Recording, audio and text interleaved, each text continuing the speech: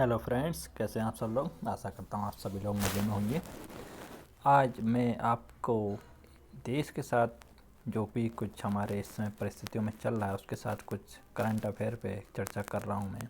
और ये वीडियो पे कुछ अपनी भावनाएं या अपने थॉट या किसी और के भी थॉट्स हो सकते हैं, उनको शेयर कर रहा हूँ। जी हाँ, जैसा कि हम सभी लोग जानते हैं कि पिछले कुछ 18 दिनों से हम देख रहे हैं कि हमारे जो भी किसान लोग हैं वो देश की राजधानी दिल्ली में आंदोलनरत हैं। इतनी कड़ाके की ठंड पड़ रही है, उसके बावजूद भी उन लोगों के हौसले बुलंद हैं और सरकार से बार बार मीटिंग होने के बावजूद भी समाधान नहीं हो पा रहा है।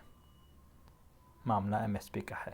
फिलहाल मैं लोग इस समय किसानों के संबंध में ये वीडियो शेयर नहीं कर रहा हूँ, मामला कुछ और है नए संसद भवन के लिए। जी हाँ, मेरा मानना अपना यह है कि जब देश में कोरोना काल चल रहा है, इतने लंबे टाइम से हम देख रहे हैं कि हमारे देश में इतने मरीज बढ़ गए हैं और जाड़े का मौसम है, इस समय शीत लहर चल रही है। ऐसे में कोरोना अपने पीक पर होने वाला है हमारे देश में भी।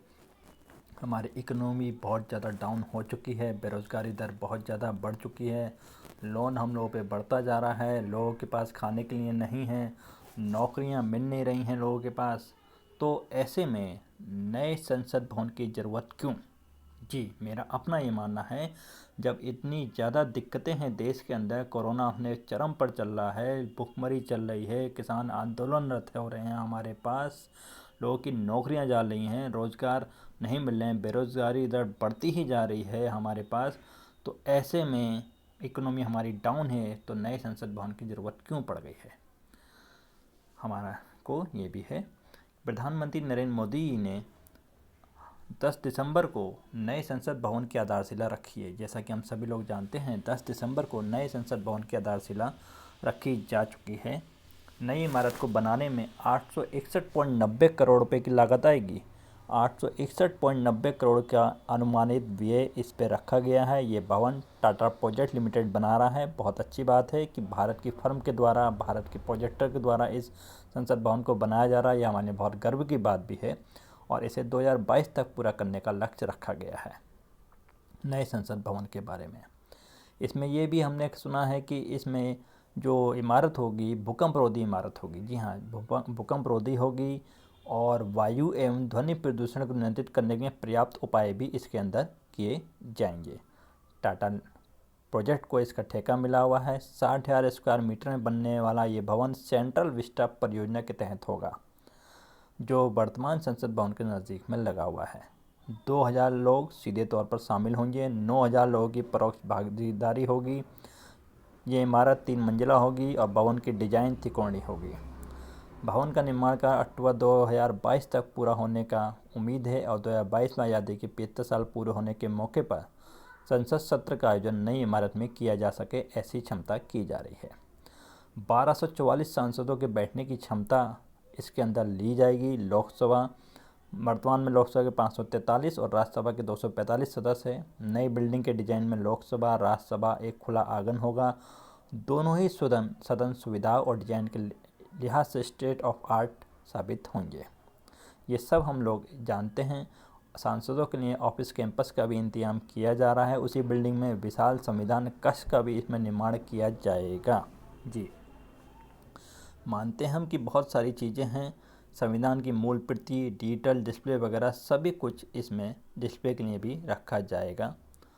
नए भवन के माध्यम से देश की सांस्कृतिक विविधता प्रदर्शित होगी। 75 साल होने पर संसद नए सत्र का हमें आमंत्रण हमें मिल जाएगा। प्रधानमंत्री जी इसका उद्घाटन भी कर चुके हैं। ये सारी बातें आप लोग जानते हैं।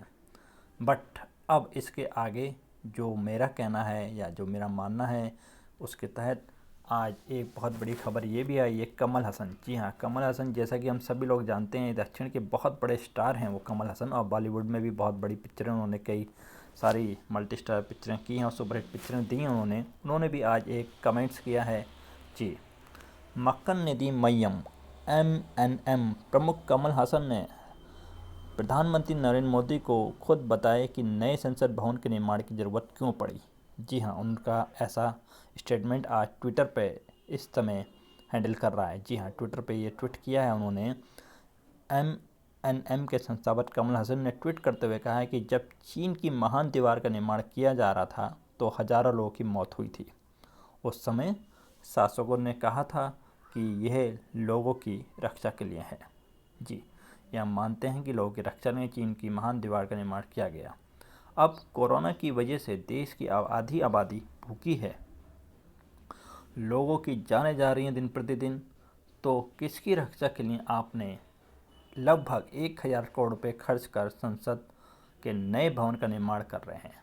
जी, ऐसा ट्वीट उन्होंने प्रधानमंत्री नरेंद्र मोदी के लिए किया है। कमल हासन का ये ट्वीट तमिलनाडु में अगले साल होने वाले विधानसभा चुनाव के लिए प्रचार शुरू करने से कुछ घंटे पहले आया है। कमल हासन ने तमिलनाडु के मदुरै से चुनाव प्रचार की शुरुआत कर दी है। आज तमिलनाडु में अगले साल मई जून में विधानसभा चुनाव होने हैं। प्रधानमंत्री नरेंद्र मोदी ने 10 दिसंबर को नए संसद भवन के निर्माण के लिए भूमि पूजन किया था और जिसका टारगेट मैंने आपको बता दिया है कि 2022 तक ये पूरा किया जाएगा। तो ये ऐसी खबरें आ रही हैं कि कमल हासन जी का ये मानना है कि आखिर देश को क्यों ज़रूरत पड़ी है नए संसद भवन की। बात बिल्कुल सही लगती है ऐसे में हमें उनकी। अगर आप लोग जानते हैं कि संसद का ये नया भवन 20,000 करोड़ के सेंट्रल विस्टा प्रोजेक्ट का अहम हिस्सा है, जिसमें राष्ट्रपति भवन से इंडिया गेट तक 13.4 किलोमीटर लंबे राजपथ पर पड़ने वाले सरकारी भवनों के पुनर्निर्माण या फिर पुनरुद्धार किया जाएगा।